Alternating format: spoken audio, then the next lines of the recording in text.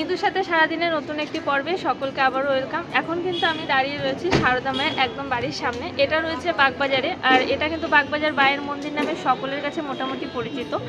তো এখানে কিন্তু প্রত্যেকদিন ভোগ প্রসাদের ব্যবস্থা রয়েছে, পুজো দেওয়ার কি নিয়মকানুন আছে মন্দিরের পুরোটা আপনাদের সাথে কিন্তু ঘুরে আমি শেয়ার করব। তো সঙ্গে থাকতে হবে। আর প্রত্যেকবারের মতন যদি ভিডিওটা ভালো লেগে থাকে সবার শেষে একটা লাইক কমেন্ট শেয়ার করে চ্যানেলটিকে সাবস্ক্রাইব করে নেবেন। তো চলুন বাকি কথা মন্দিরের ভেতরে গিয়ে হবে। মায়ের বাড়ি আসার জন্য আমি প্রথমেই দমদম স্টেশন থেকে কলকাতার চক্ররেল ধরে চলে এসেছিলাম বাগবাজার স্টেশনে। বাগবাজারে নেমে যেদিক থেকে এলাম মানে দমদমের দিকে মুখ করেই প্ল্যাটফর্ম বরাবর সোজা হেঁটে যেতে হবে একদম শেষ প্রান্ত পর্যন্ত। আপনারা চাইলে মেট্রো বা বাই রোড মানে বাসে করেও কিন্তু এই বাগবাজার মায়ের বাড়িতে আসতে পারেন। স্টেশনের শেষেই বাঁদিকে রয়েছে মায়ের ঘাট, তবে মায়ের ঘাট আমি আপনাদের সাথে পরে শেয়ার করছি। আগে চলুন যাই মায়ের বাড়িতে। ডান দিকে মোড় নিলেই সামনে যে রোডটি রয়েছে রোডটিকে ক্রস করে যাব উল্টো দিকে। উল্টো দিকে ঠিক সোজাসুজিতে যে রাস্তাটা ভেতর দিকে চলে যাচ্ছে সেই রাস্তা ধরে সোজা সামনের দিকে হেঁটে যাব। 3-4 মিনিট সামনের দিকে সোজা হেঁটে গেলেই পড়বে একটা এই রকম 4 মাথার মোড়। এবার আমরা বাঁদিকে টার্ন নেব। বাঁদিকে টার্ন নিয়ে আরও মিনিট 2 মতন সামনের দিকে সোজা হেঁটে যেতে হবে। এই যে সামনে যে গলিটা দেখতে পাচ্ছেন, প্রথম যে ডান দিকে গলিটা পড়বে সেই ডান দিকের গলি দিয়ে ঢুকলেই কিন্তু চলে আসব একদম সারদা মায়ের বাড়িতে। এই যে গোলাপি রঙের যে বিল্ডিংটা দেখতে পাচ্ছেন এটাই হচ্ছে মায়ের বাড়ি। এখানেই মা সারদা দেবী 1909 সাল থেকে 1920 সাল পর্যন্ত বসবাস করেছিলেন। কলকাতায় মায়ের নিজস্ব কোনো বাড়ি ছিল না বলে স্বামীজি প্রথম থেকেই চেয়েছিলেন কলকাতায় মায়ের একটি নিজস্ব বাড়ি হোক, কিন্তু সেই ইচ্ছে তিনি পূরণ করে যেতে পারেননি।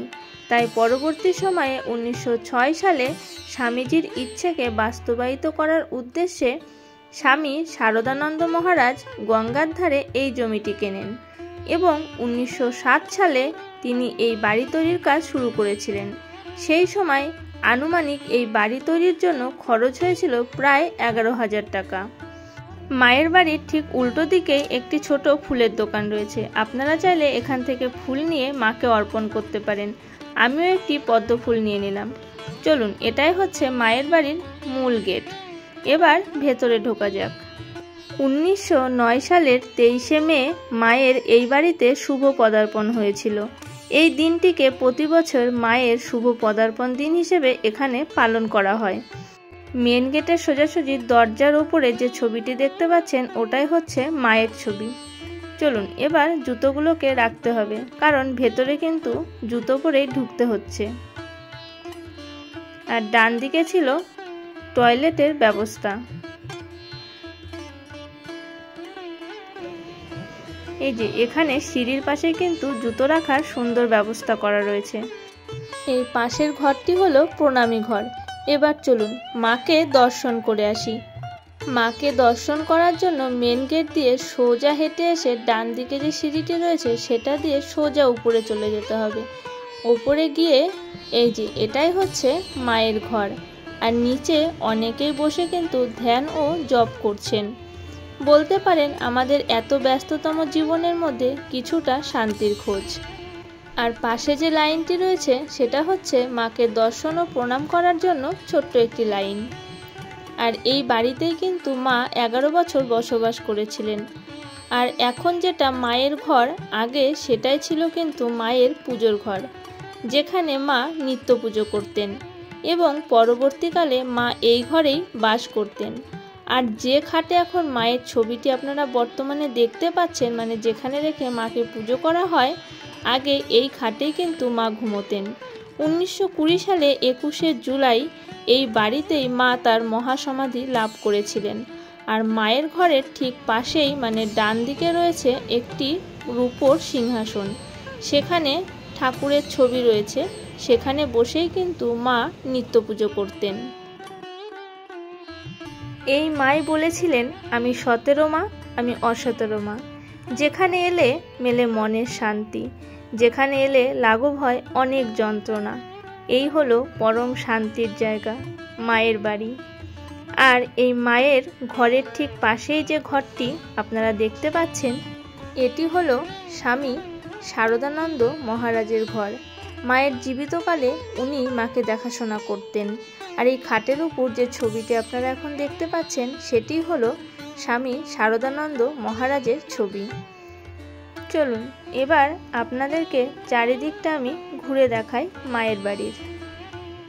আপনারা চাইলে যে কোনো দিনই এই মায়ের বাড়ি দর্শন করতে চলে আসতে পারেন।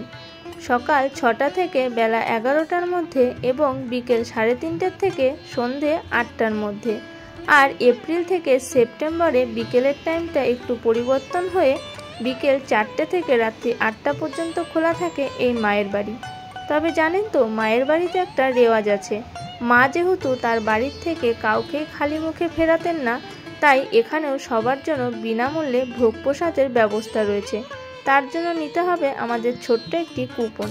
তাই এই সিঁড়ি ধরে নিচে নেমে এলাম। আর ওই যে সামনে যে লম্বা লাইনটা দেখতে পাচ্ছেন, ওই লাইন দিয়েই কিন্তু ওই ঘরের ভেতর থেকে কুপন কালেক্ট করতে হবে। এখানে যে বইগুলো দেখতে পাচ্ছেন, এগুলো প্রতি বছর রামকৃষ্ণ মিশনের উদ্বোধন থেকে প্রকাশিত হয়। এই উদ্বোধন অফিস সোম থেকে শনি রোজই কিন্তু খোলা থাকে। আমাদের প্রসাদের কুপন কিন্তু নেওয়া হয়ে গেছে। এবার চলুন প্রসাদের টাইমটা আপনাদেরকে একবার দেখিয়ে দিই। বেলা 11টায় মন্দির বন্ধ হয়ে যাওয়ার পরে 11:30 নাগাদ কুপন কালেক্ট করে সিঁড়ি দিয়ে ওপরে উঠে এলেই যোগানন্দ হল সামনেই রয়েছে। আর এই হলেই কিন্তু বসে খাওয়ানো হবে প্রসাদ। চলুন এবার প্রসাদের জন্য ভেতরে চলে যাই।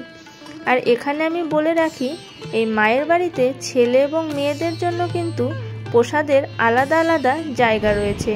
একসঙ্গে ছেলে মেয়েকে বসে এখানে প্রসাদ খাওয়ানো হয় না। আর প্রসাদের জন্য কোনো রকম টিকিট মূল্য কিন্তু লাগেনি। প্রথমেই দিয়ে গেছিল ঘি ভাত, এরপরে ছিল খিচুড়ি, তার সাথে সাদা ভাত, 2 রকমের তরকারি, ডাল, আর সবশেষে কিন্তু মিষ্টান্ন আর চাটনিও ছিল। আর খাবার পরে পাতাগুলো এরকম একটা প্যাকেটে করে কিন্তু তারা কালেক্ট করে নিচ্ছিল। এই ব্যবস্থাটা খুবই সুন্দর ছিল। যাই হোক, চলুন এবার মায়ের বাড়ির থেকে মায়ের আশীর্বাদ নিয়ে বেরিয়ে পড়ি। মায়ের বাড়ির থেকে বেরিয়ে আমি সোজা চলে এসেছিলাম মায়ের ঘাটে।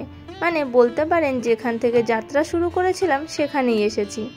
চলুন এবার আপনাদেরকে মায়ের ঘাটটাও ভালো করে আমি ঘুরে দেখাই। আর গঙ্গার ঘাট মানেই কিন্তু একটা শান্তিপূর্ণ জায়গা। আর সেটা যদি হয় শ্রী শ্রী সারদা মায়ের ঘাট, তাহলে তো আর কোনো কথাই হয় না। বাগবাজারের এই ঘাটটা সম্পর্কে জানেন না এমন লোক হয়তো খুব কমই আছেন, তাই নয় কি? চলুন এবার ঘাটের দিকে এগিয়ে যাই।